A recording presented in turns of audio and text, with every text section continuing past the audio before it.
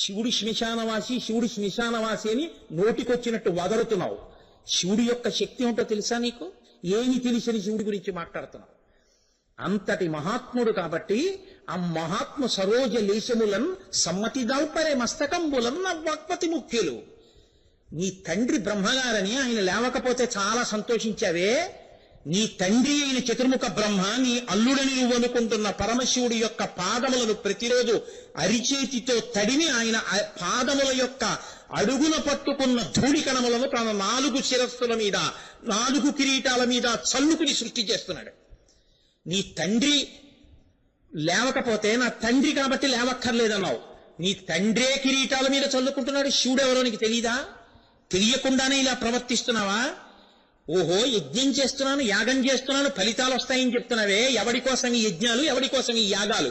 శివుణ్ణి గౌరవించడం చేత కాని వాడు యజ్ఞాలు చేస్తే ఆవిడకు కావాలి, యాగాలు చేస్తే ఆవిడకు కావాలి, ధర్మపన్నాలు చెప్తే ఆవిడకు కావాలి, ప్రవచనాలు చేస్తే ఆవిడకు కావాలి. శివుని ఎందు భక్తి ఉందా? ఇది లేని నాడు నీకేం కలుగుతుందో తెలుసా? భవో నహో ద్వేష్టి శివం శివేతరః. సమస్త యజ్ఞముల యొక్క ప్రయోజనం శివుడే. శివుడే మంగళ ప్రదాత. శివుడే సమస్త శుభములను ఇయ్యగలిగిన వాడు. నీవు శివుణ్ణి విడిచిపెట్టి ఇవన్నీ చేస్తే చేయడానికి బాగున్నట్టు అనిపిస్తుందేమో. చిట్ట చివరికి నువ్వు పొందేది అశుభాన్నే, అమంగళాన్నే. నిన్ను పట్టుకున్నవాడు పొందేది కూడా అశుభాన్నే, అమంగళాన్ని. ఎందుకంటే నువ్వు శివుడికి వ్యతిరేక ప్రచారాలు చేస్తున్నావు కాబట్టి. నువ్వు ఇది మానుకుంటావా? మానుకోవా? మానుకోకపోతే నశించిపోతావు. భవో నహోద్దేష్టి శివం శివేతరః. శివుణ్ణి వదులుకున్న వాడికి నీకు శివుడు ఎక్కడి నుంచి వస్తాడు? నీకు మంగళం ఎక్కడి నుంచి వస్తుంది? భద్రం ఎక్కడి నుంచి వస్తుంది? నశించిపోతావు. ఏమనుకుంటున్నావు? తల్లి చెప్పడానికి వచ్చేయాలనుకున్నప్పుడు ఆవిడికి భయం ఏమిటండి? కిమ్మన్నాస్తి. భృగువు యజ్ఞం చేయిస్తున్నాడు, దక్షుడు హవిస్సులు ఇస్తున్నాడు. చూసింది ఆవిడంది, జనుడ జ్ఞానమునం భుజించిన జుగుప్సంబైన అన్నంబు సయ్యన వెళ్ళించి పవిత్రుడైన గతి దుష్టాత్ముండవై మహాత్ము నిందించిన నీ తనూభవ అనంగా నోర్వ. కాబట్టి ఈ శరీరమును విడిచి భాస్వచ్ఛుద్ధి ప్రాపించద. ఒక మనుష్యుడు ఈ పదార్థం బాగుంది అని చాలా తినేశాడు. చాలా తినేసిన తర్వాత అడుగున గరిటె పెట్టి తీస్తుంటే చనిపోయిన బల్లి ఉంది అందులో. తినేశాను కదా, చాలా బాగుందని కడుపులో పెట్టుకుంటారా? నోట్లో వేలు పెట్టి మరీ కక్కేస్తాడా? నోట్లో వేలు పెట్టి మరీ కక్కేస్తాడు. జనుడు అజ్ఞానమునం భుజించిన జుగుప్సంబైన ఎన్నంబు సయ్యన వెళ్ళించి పవిత్రుడైన గతి మహాత్ము నిందించిన నీ తనూభవ యనంగా నోర్వ. పరమేశ్వరుడి నింద చేసినటువంటి వాడి దగ్గర ఉన్నవాడికి 3 మార్గాలని చెప్తున్నాయి శాస్త్రాలు. ఎవడు శివనంద చేశాడో వాడి నాలుక ఎడం చేత్తో పట్టుకుని పైకి లాగి కుడి చేత్తో కత్తి పట్టుకుని పరపర కోసేయి. 1. 2, శివనింద చేస్తున్నాడు అని నీకు అనిపిస్తే నువ్వు వినలేకపోతే పొడుచుకు చచ్చిపో. 3, చెవులు మూసుకుని అక్కడి నుంచి తొలగిపో, లేకపోతే నువ్వు పాడైపోతావు. ఏదో రాక్షసత్వం ఉండిపోతే ఈ జన్మలో చాలా మంచివాడిగా ఉన్నట్టు కనపడి శివనింద చేస్తాడు, వాడి వెనక తిరగద్దని చెప్తాయి శాస్త్రం. కాబట్టి నీ తనూభవయనంగా నోర్వ. నీ అటువంటి నీచుడమైనటువంటి శివనింద చేసేటటువంటి నీ కూతురు అనిపించుకోవడానికి నేను సిద్ధంగా లేను. ఈ శరీరంతో తిరిగితే ఎప్పుడైనా పరమేశ్వరుడు నన్ను ఎడమ తొడ మీద కూర్చోబెట్టుకుని దాక్షాయిణి అంటాడు. ఆయనకి భేదాలు లేవు. ఆయన సంతోషంతో దాక్షాయిణి అంటాడు. అన్నప్పుడు నాకు కొత్త ఉడికిపోతుంది. ఛీ, దుర్మార్గుడు, వాడి కూతుర్ని. ఈయన మహాత్ముడు, ఏమీ అందం. వాడు తిరుగుతున్నాడు మా ఆయన్ని అని నాకు ఒళ్ళు మండిపోతుంది. పైగా లోకం నన్ను దాక్షాయిణి అని పిలుస్తుంది అలా వెళ్ళిపోతుంటే. ఇంత నీచుడికి కుమార్తెగా నేను ఉండను. శివనింద చేసిన వాడి కూతురుగా నేను ఉండకుండెదనుగాక. ఇంతమందికి కూతురుగా వచ్చిన తల్లి దక్షుడి యొక్క కూతురుగా ఉన్న పేరుంచుకోవడానికి కూడా ఇష్టపడ. ఎంత కోపం వచ్చిందో చూడండి. అమ్మవారు ఇంత కోపం పొందాలి అంటే శివనింద చేస్తే చాలు. కాబట్టి నీ తనూభవయనంగా నోర్వ. హేయభాజనమైన ఈ శరీరమును విడిచి భాస్వచ్ఛుద్ధి ప్రాపించదన్. నీకు కూతురనై శివనింద చేస్తుండగా విన్నాను కాబట్టి, శివనింద జరిగిన చోట నీలీశ్వర యాగానికి వచ్చి కూర్చున్న చోటుకు వచ్చాను కాబట్టి ఈ శరీరము అపవిత్రమైపోయింది. కాబట్టి ఈ శరీరాన్ని విడిచిపెట్టేస్తున్నానని ఆవిడ వెంటనే పద్మాసనం వేసుకుని అక్కడే కూర్చుంది తండ్రి పక్కన. చూస్తున్నాడు తప్ప మాట్లాడటం లేదు. ఆవిడ వెంటనే తనలో ఉన్న అగ్నిని రగల్గొలిపింది. ఆవిడే చంపేస్తుంది. ఆవిడ అంది కూడా, చంపేస్తాను నిన్ను, కానీ తండ్రి అయిపోయావు. కాబట్టి చంపకూడదు, ధర్మం తప్పకూడదు. యోగాగ్నిని రగల్చి భగ్గున మంటమండి బూది కుప్పై అక్కడ పడిపోయింది. అప్పుడు సభలో ఉన్న కొంతమంది అన్నారు, ఛీ దుర్మార్గుడు, శివనింద చేసి కూతుర్ని చంపేసుకున్నాడు, అయినా వాడికి ఏమీ పట్టలేదు, యజ్ఞం చేసుకుంటున్నాడు, ఎంత శివద్వేషిరా వీడు అనుకున్నాడు. ప్రమథగణాలకి ఎక్కడలేని ఆగ్రహం వచ్చింది. అవి గబగబా యజ్ఞం మీద పడబోయి. భృగుడికి ఇలాంటివంటే చాలా ఇష్టం కాబట్టి ఆయన వెంటనే ఒక ఆభిచారిక హోమం చేసి అందులోంచి కొత్త గణములను సృష్టించి వాళ్ళని ప్రమథగణాల మీదకు పంపించాడు. ప్రమథగణాలన్నీ ఓడిపోయి వాళ్ళందరూ వెనక్కి తిరిగి కైలాసానికి వెళ్ళిపోతున్నారు. అమ్మవారు బూది కుప్ప అయిపోయింది. నారద మహర్షి గబగబా వెళ్లి పరమశివుడికి చెప్పారు. కైలాసం పర్వతం మీద ఆయనే ఉంది, మౌన వ్యాఖ్య ప్రకటిత పరబ్రహ్మతత్వం యువానం, హాయిగా కూర్చున్నాడు. అయ్యా, నీ భార్యని అవమానించారు, ఆమె నీయందు పరమభక్తితో శరీరాన్ని వదిలేసింది అన్నారు. శివస్య భేషజీ రుద్రస్య భేషజీ, ఆయన వెంటనే రుద్రుడు అవ్వాలి కదండి ఇప్పుడు. అంతే, ఆ మాట విన్నాడు ఆయన. ఆద్యుండుగ్రుడు నీలకంఠుడి బదైచ్చామాతి దష్టోష్టుడై ఆజ్యభ్రూరి మృగేంద్ర రోషమన భీమ ప్రక్రియన్ నవ్వుచున్ విద్యుద్వహ్ని శిఖా సముచ్చయ రుచిన్ వెల్గొందు చెంచజటన్ సద్య క్రోధముతోడ పుంచి వైచన్ క్ష్మాచక్ర మధ్యంబునన్. అంతే, ఒక్కసారి అర్జునుడుగ్రుడు మహాకోపాన్ని పొందేశాడు. ఆ జటలన్నీ కూడా విచ్చిపోయాయి. ఒక్కసారి గిర తిరిగాడు, త్రిశూలాన్ని చేత్తో పట్టుకుని పెద్ద ప్రళయకాల రుద్రస్వరూపాన్ని పొందాడు. భీమ ప్రక్రియను నవ్వుచున్, ఒక సింహం నోరు తెరిచి నవ్వితే ఎలా ఉంటుందో అలా పెద్ద వికటాట్టహాసం ఒకటి చేశాడు. మహాకోపంతో తనకి మెరిసిపోతున్న జటలలోంచి ఒక జటనొక దాన్ని తలలోంచి ఊడబెరికేశాడు. తీసి క్షమాచక్ర మధ్యంబునం, భూచక్రం మధ్యలో వేసుకోటాడు. అంతే, ఆ జట భూమికి తగిలిందో లేదో అభ్రంలిహాదభ్ర విభ్రమాభ్రభ్రమ కృణీల దీర్ఘ శరీరమమర ప్రజ్వల జ్వలన దీప్త జ్వాలికాజాల జజ్జల్యమాన కేశములు మెరయ జండ దిగ్వేదండ శుంఠాపదోద్దండ సహస్రద్యుతి హేతి సంఘమొప్ప వీక్షణత్రయలోక వీక్షణ ద్యుతిలోక నీక్షణ గతి దుర్నిరీక్షమగుచు కఠిన కరాల దంస్ట్రలు వెలుండ ఘన కపాలాస్తివన మాలికలు తనరా లోకభీకరుండగుచు ప్రళయకాల రుద్రునింబోలే మారట రుద్రుడగుచు వీరభద్రుడయించి. ఆ జటని వేసి కొట్టేటప్పటికీ అభ్రంలిహాదభ్ర విభ్రమాభ్రభ్రమ కృణీల దీర్ఘ శరీరమర, భూమి నుంచి ఆకాశాన్ని తగిలేంత నల్లటి బొగ్గులాంటి శరీరంతో పెద్ద జటలతో ఒక మహానుభావుడు అక్కడ పుట్టాడు. ఆయన 3 నేత్రములతో ప్రకాశిస్తున్నాడు. అసలు ఆయన ముఖం చూడ్డానికే హడిలిపోయేటట్టుగా ఉన్నాడు. ఉండి ఆయన వీక్షణత్రయలోక వీక్షణద్యుతిలోక నీక్షణగతి దుర్నిరీక్షమగుచు, అసలు ఇలా చూడ్డం కష్టం, అలా ఉన్నాడు. అటువంటి వాడై పెద్ద శరీరంతో ఆ జటలు ఎలా వెలిగిపోతున్నాయంటే పెద్ద పెద్ద దీపాలు తీసుకొచ్చి కదిలి వెళ్ళిపోతుంటే సూర్యచంద్రుడితే ఎలా ఉంటుందో అలా వెలుగుతున్నాయి ఆ జటలు. అటువంటి స్థితిలో మహారుద్రుడై వీరభద్రుడు అన్న పేరుతో పుట్టాడు. వెంటనే పరమశివుడు పిలిచన్నాడు, నీకు ఏదీ కొత్తగా ఉపదేశం అక్కర్లేదు, నిన్ను ప్రమదగణములకు నాయకుణ్ణి చేస్తున్నాను, నువ్వు వెళ్లి దక్షయజ్ఞాన్ని ధ్వంసం చేసేయి, ఎవరెవరు దక్షయజ్ఞానికి వెళ్ళారో వాళ్ళందరినీ పాడు చేసేయి, యజ్ఞ ధ్వంసం చేయి, లోకంలో ఇంకెప్పుడు మర్యాద తప్పి ప్రవర్తించడం, శివనింద చేయడం జరగకుండా జరుగుగాక, బయలుదేరన్నాడు. నీకు సమస్త శక్తులు వనగూడుతున్నాయి, బయలుదేరు. ఈ మాట అనగానే ఆయన ఒక్కసారి పైకి లేచాడు. లేచి ప్రదక్షిణమునర్చి మ్రొక్కి ఆ పాదములకు పెట్టుకున్నటువంటి ఆ కంకణములు, ఆ నూపురములు ఝనధ్వనుల పెద్ద పెద్ద ధనులు చేస్తుంటే భూమి మొయ్యలేకపోయింది ఆయన యొక్క తేజస్సుని. పెద్ద పెద్ద అడుగులేస్తూ కృతాంతకాంకృత అంటారు పోతన గారు, యమధర్మరాజుని చంపగలిగినటువంటి బ్రహ్మాండమైన శూలాన్నో దాన్ని పట్టుకున్నాడు చేతిలో. పట్టుకుని బయలుదేరి వెళ్ళిపోతున్నాడు ప్రమథగణాలతో. దక్షవాటిక దగ్గరికి వచ్చాడు. కటిక చీకటి ఆవహించి, కటిక చీకటి ఆవహిస్తే అకారణమైనటువంటి చీకటి వచ్చింది. లోకంలో చీకటి పడే సమయం అవలేదు కదా, పరమేశ్వరుడికి ఆగ్రహం వచ్చిందేమో అనుకున్నారు కూర్చున్నవాళ్ళు.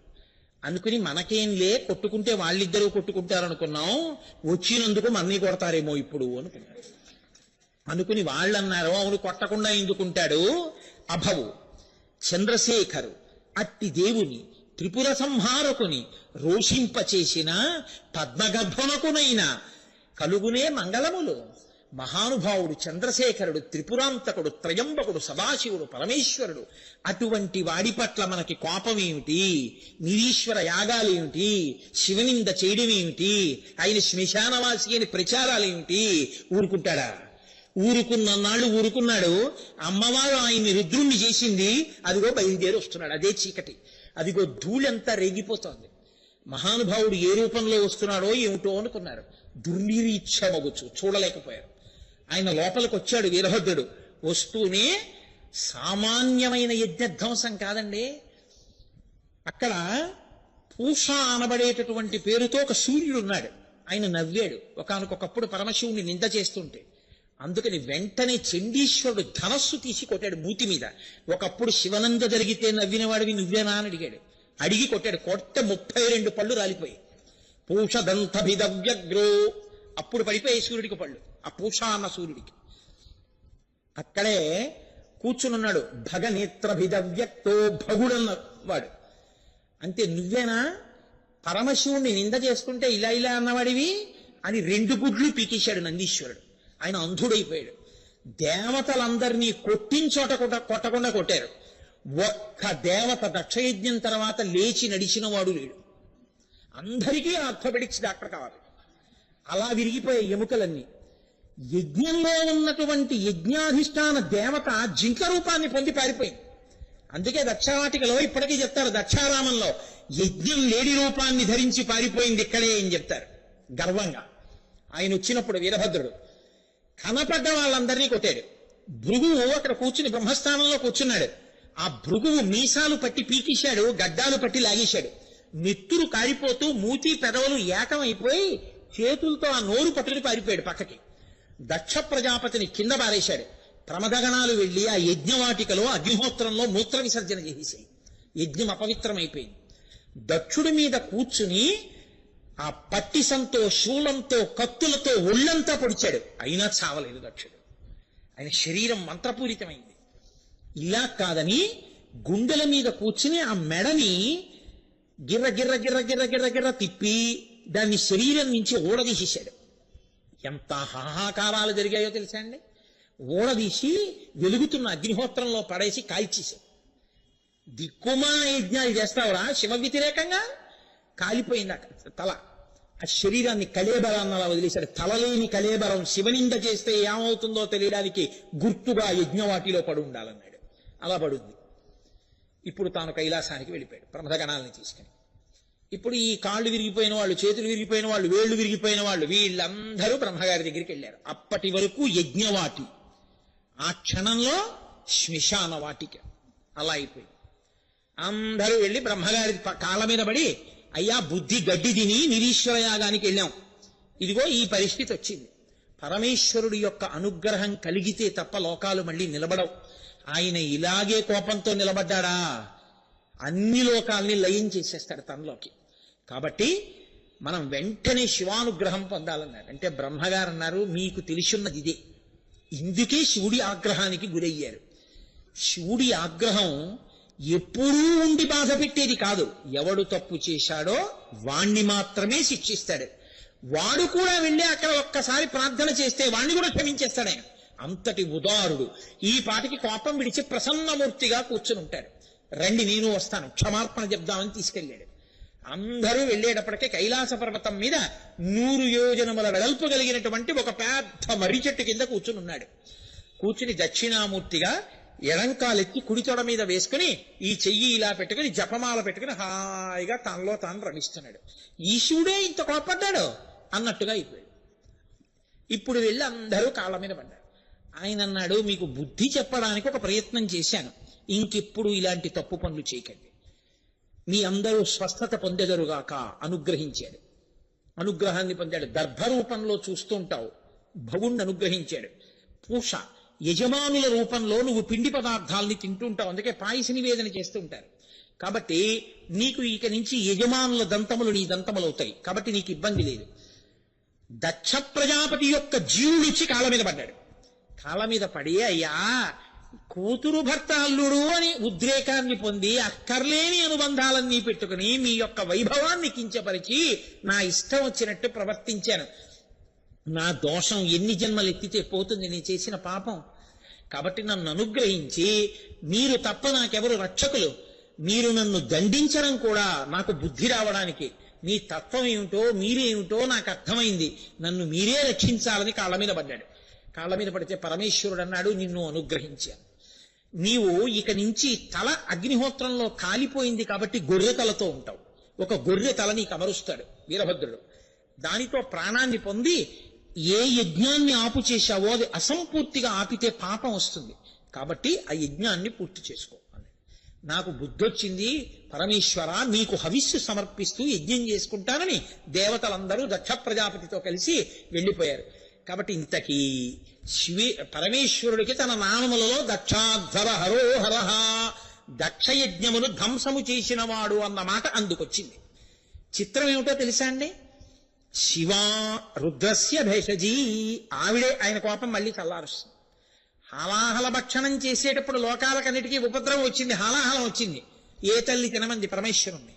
అందరూ వచ్చి వాకిటి నిలబడితే తినేవాడు భర్త అని తెలుసున్నా కూడా పిల్లల కోసమని తినమని చెప్పింది నా తల్లి. నాకు మంగళసూత్రం మెడలో ఉండగా నీకేమి ఉపద్రవం వస్తుందయా? మృంగిడివాడు విభుండని మృంగిడిదియు గలలమని మేలని ప్రజకు మృంగమని సర్వమంగళ మంగళసూత్రమునెంతమది నమ్మినదో. ఆ తల్లి మళ్ళీ రుద్రుణ్ణి శివుణ్ణి చేసి పిల్లల్ని కాపాడేటట్టు చేస్తుంది. దారి తప్పినటువంటి లోకాలకి పాఠం చెప్పి మళ్ళీ శివభక్తి కలిగేటట్టు చేస్తుంది. కాబట్టి అంతటి మహాతల్లి కనుక ఆ తల్లి అందుకుని దక్షయజ్ఞానికి వెళ్లి శరీరాన్ని దక్షుని కూతురు అనిపించుకోవడం ఇష్టం లేక శరీర త్యాగం చేసింది. అంత మాత్రం చేత ఆవిడ లేకుండా పోతుందా? ఆవిడ ఎప్పుడూ ఆయనతోనే ఉంటుంది, జ్ఞానశక్తిగా ఉండిపోయింది. ఆవిడే జ్ఞానప్రసూనాంబ. ఆ తల్లియే మళ్లీ ఉత్తరోత్తర హిమవంతునికి కూతురుగా పుట్టి హైమవతి, పర్వతరాజపుత్రి పార్వతి అయి మళ్లీ పరమేశ్వరుడి పక్కన శక్తి స్వరూపంగా చేసి పార్వతీ కళ్యాణంలో పార్వతీ సహిత పరమేశ్వరుడు అన్న పేరుతో ఆ తల్లి పార్వతీ పరమేశ్వరులై లోకంలో అందరి యొక్క పూజలు అందుకుంటున్నారు. కాబట్టి చారు విక్రమ, ఆయన యుద్ధం చెయ్యక్కర్లేదు, ఒక్క జటని పీకి కొడితేనే అటువంటి వీరుడు పుట్టాడు. ఇంకా పరమేశ్వరుడి యొక్క జటాజూటము, ఆయన శరీరము అప్రాకృత శరీరం తం అతిమన్మధరూపిణం అంటారు. అందుకే అప్రాకృతం ఆ శరీరము. అంతటి శక్తి కలిగినటువంటి వాడు, అంతటి మహానుభావుడు. ఆయనే యుద్ధం చేస్తే నిలబడేవాడేవాడు. కాబట్టి అంతటి పరాక్రమవంతుడు కాబట్టి ఆయన్ని చారు విక్రమ అని పిలుస్తారు. ఇన్ని నామాలతో హవిహి యజ్ఞమయ, దక్షయజ్ఞాన్ని ధ్వంసం చేసిన వాడు, హిరణ్యరేత, సాత్విక, శుద్ధ విగ్రహ, ఇన్ని పేర్లతో పిలవబడి లోకమునంతటినీ ఆదరించేటటువంటి వాడై పార్వతీ సహితుడై నా తండ్రి పరమేశ్వరుడు మీ కార్యములకు వేటికి విఘ్నం రాదు, నేను ప్రసన్నుడనయ్యాను. మీ పట్ల నేను రుద్రమూర్తిని కాను, మీ అందరూ పరమభక్తులు కాబట్టి మీ పట్ల నేను ఎప్పుడూ అనుగ్రహమూర్తిని, తండ్రి బిడ్డల్ని కాపాడినట్టు కాపాడతాను. ఇదిగో మీరు సంకల్పం చేసిన కార్యాలకు విఘ్నాలు రావు, మా అబ్బాయిని కూడా తీసుకొచ్చి కూర్చోబెట్టానని పార్వతీ పరమేశ్వరుడు వచ్చి పక్క పక్కన కూర్చుని మనకి సంతోషం కోసం గణపతిని కూడా బాలుణ్ణి చేసి ఒళ్ళో కూర్చోబెట్టుకుని చక్కగా దర్శనమిస్తూ మనందరి పట్ల ప్రసన్నమూర్తి అయి సర్వేశ్వరుడు అనుగ్రహించి ఉన్నాడు. కాబట్టి ఇవాల్టి ప్రసంగాన్ని ఈ నామాల అనుసంధానంతో పూర్తి చేశాను. నా ఎరుక ఉన్నంత వరకు 108 నామాలు ఇవాల్టి ప్రసంగంతో పూర్తయిపోయాయి.